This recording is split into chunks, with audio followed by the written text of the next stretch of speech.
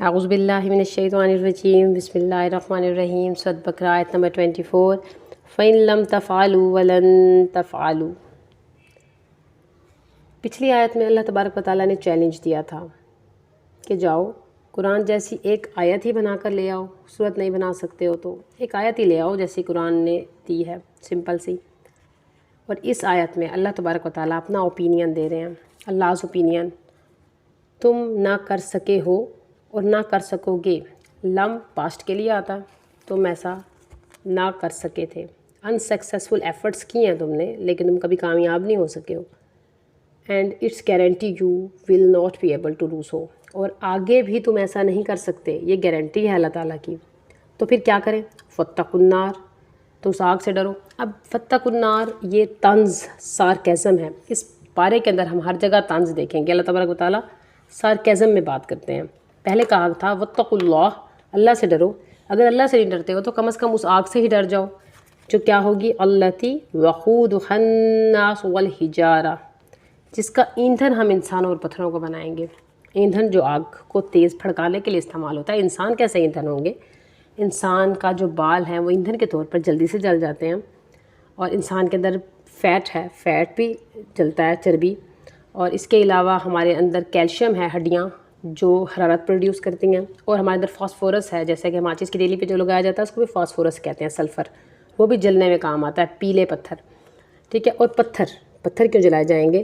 جن بتوں کی پوجا کیا کرتے تھے وہ پتھر ان کے ساتھ کمپینین ہوں گے، ساتھی ان کے ہوں گے، اور ان کے عذاب کو بڑھایا جائے گا۔ فلن نزیدکم الا عذابا، پتھر ان کے عذاب کو بڑھانے کا سبب ہوں گے، کیونکہ ہم دیکھتے ہیں کہ اکثر پتھروں کو سے ہم حرارت بھی لیتے ہیں، تو جب پتھر جل رہے ہوں گے تو یہ ایک تو حسرت میں اضافہ کریں گے کہ ان سے دعائیں مانگا کرتے تھے، دوسرا ان کے عذاب میں اضافہ کریں گے، درد میں، تکلیف میں، شدت میں، گرماہٹ میں اضافہ کر دیں گے۔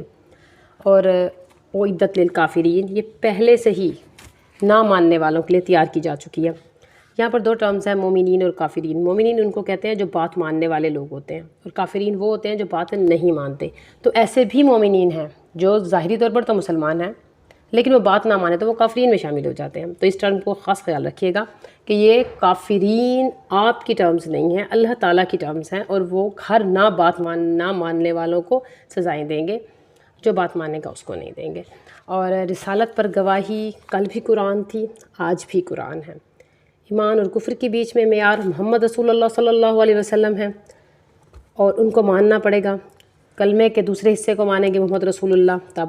اب ہمیں عبادت کا حکم دیا گیا، عبادت کی دلیل، کیوں عبادت کریں اور خالق کی کیوں کریں، اس کی دلیل ہم خود ہیں، ہماری پرسنالٹی، ہماری باڈی، ہمارا دکھایا ثمرات، پھل، آسمان، زمین، سب دکھائی کائنات جس خالق نے بنائی ہے اس کی عبادت کرو۔ اور رسالت کہ نبی کریم صلی اللہ علیہ وسلم اللہ ہی کی طرف سے آئے ہیں اور یہ قرآن اللہ کی طرف سے ہے، تو اس کی دلیل قرآن ہے۔ قرآن کو پڑھ کے دیکھو، اندازہ ہو جائے گا کسی انسان کا کلام نہیں ہے۔ القرآن انک لمن المرسلین، 1400 سال سے یہ محفوظ ہے، اس کے ایک لفظ میں تبدیلی نہیں آئی، اور یہ اس وقت کا ٹائم تھا جس وقت کوئی محفوظ کرنے کی چیز موجود نہیں تھی۔ قرآن پاک پتھروں پر، چمڑے پر، لکڑی پر لکھا گیا، بعد میں محفوظ ہوا، تو لیکن اللہ تعالیٰ نے محفوظ رکھا۔ عبادت کے لیے خالص نیت اور طریقہ محمد رسول اللہ صلی اللہ علیہ وسلم کا، اور قرآن اس کا اوریجنل سورس ہے۔ انداز دیکھیے اللہ تبارک و تعالیٰ کا چیلنجنگ ہے، اور یہ اللہ کے علاوہ کوئی نہیں کر سکتا۔ اب اگر آپ نے یہ سمجھنا ہے تو تھوڑا سا آپ اس وقت کے حالات کو دیکھیں گے کہ عرب تعصب میں مبتلا تھے، پوری دنیا کو تعصب سے دیکھتے تھے کہ ہمارے پاس لنگوسٹک یعنی کہ زبان دانی موجود ہے اور باقی لوگوں کو اللہ نے زبان ہی نہیں دی۔ تو اللہ تبارک و تعالیٰ نے اس وقت کے لیے اعلیٰ درجے کی لینگویج بھیجی، اور یہ آپ اور میرے جیسے اجمی سمجھنے سے قاصر ہیں۔ اس وقت کے حالات میں 3 قسم کے لوگ تھے، ایک پیک کے انٹلیکچوئل تھے، اور دوسرے انسانی شاعری کرتے تھے، اور تیسرے حجازی عربی جو عام بولتے ہیں، عام عربک بولنے والے، اور تیسرے ہم لوگ ہیں اجمی جو اور لینگویج بولتے تھے۔ اب جو شاعری کرتے تھے ان کی بھی 3 اقسام ہیں۔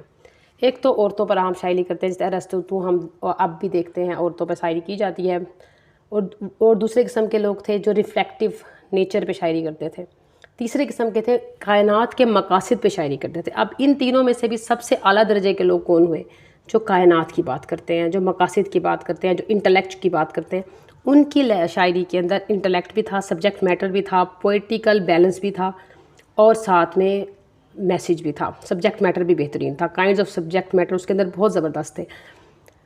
اب this man even not gone to school, ایسا انسان جو کبھی پڑھنا لکھنا نہیں جانتا تھا، وہ اس ہائی لیول کی انٹلیکٹ لیول کی شاعری لا رہا ہے، ہائی لیول کی بات کر رہا ہے. ان شاعروں کو یہ بات سمجھ نہیں آ رہی تھی جن کے پاس ہائی انٹلیکٹ تھا کہ ان کو کہاں سے ملا. اس وقت کا کلام کا طریقہ کیا تھا؟ ہر کسی کا اپنا ایک خاص سابقہ لاحقہ تھا، جس میں حضرت نبی کریم صلی اللہ علیہ وسلم نے آگے کہا الف لام میم. جب یہ لفظ رسول کریم صلی اللہ علیہ وسلم نے بولے تو ان کے ہائی اسٹیم لوگوں کو، ہائی انٹلیکچوئل عالم لوگوں کو سمجھ نہیں آیا کہ یہ کہاں سے یہ لفظ لایا.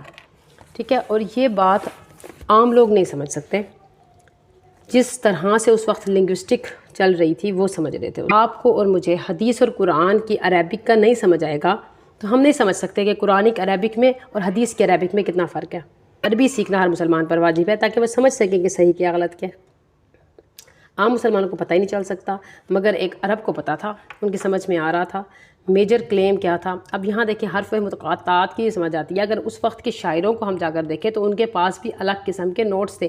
یہ ضروری نہیں ہے کہ اس کا میننگ کیا ہے، اس لفظ کے مطلب کیا ہے، لیکن یہ تو ضروری ہے کہ کس طرح استعمال ہوتے تھے حرف مقطعات یا ورڈ یا چیزیں. امت کو اتنا تو پتہ ہونا چاہیے کہ اس کا استعمال کیا. اس وقت شاعروں کی شخصیات اگر ہم دیکھ لیں تو وہی بات ہے کہ ان کے جو شخصیات میں اور ان کے کام میں ہمیں یہ سب کچھ ملتا ہے. اس وقت میں جس شاعر کو یہ چیلنج دیا گیا تھا کہ سورۃ کوثر جیسی ہی ایک سورت بنا لاؤ، تو اس نے ایک سال بعد آ کے کیا کلیم کیا تھا کہ یہ کسی شخص کا، انسان کا کلام نہیں ہے. وہ جھوٹ بول سکتا تھا، اور آج کے ہم آپ جیسے لوگوں کو تو پتہ بھی نہیں چلے گا، لیکن اس کو پتہ تھا کہ اس کے جو کمپیریٹیو ہیں، اس کے جو ساتھ کے انٹلیکٹ شاعر ہیں، ان کو سمجھ آ جائے گی کہ یہ جو کلام میں پیش کر رہا ہوں یہ ویک ہے، اتنا سبجیکٹ میٹر اس کا نہیں ہے، اتنا انٹلیکٹ نہیں ہے.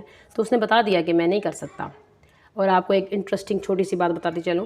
لیکن اخنس بن شریک ایک شخص تھا جس نے دعویٰ کیا تھا کہ میں کلام اترتا ہے، میں بھی نبی ہوں، اور وہ کچھ آیتیں بھی پڑھ کر سنایا کرتا تھا. اگر ابھی آپ کو موقع ملے تو انٹرسٹنگلی جا کر دیکھیے گا.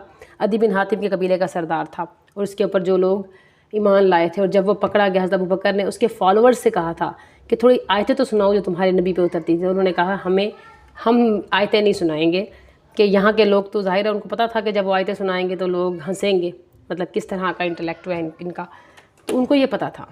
لیکن آج آپ دیکھیں یوٹیوب پہ جا کر دیکھیں گے تو کچھ لوگوں نے کوشش کی ہے جھوٹی موٹی آیتیں اکٹھی کر کے ایک جیسے ورڈ لے کے بنانے کی. تو آپ کے میرے جیسے لوگوں کو سمجھ نہ بھی آئے، لیکن ان عرب کو سمجھ تھی کیونکہ وہ لنگوسٹک میں اتنے پیک پر تھے. اور مجھے یقین ہے، ہم سب کو یقین ہے کہ قرآن کی ہر آیت آخری وقت تک کے لیے ہے.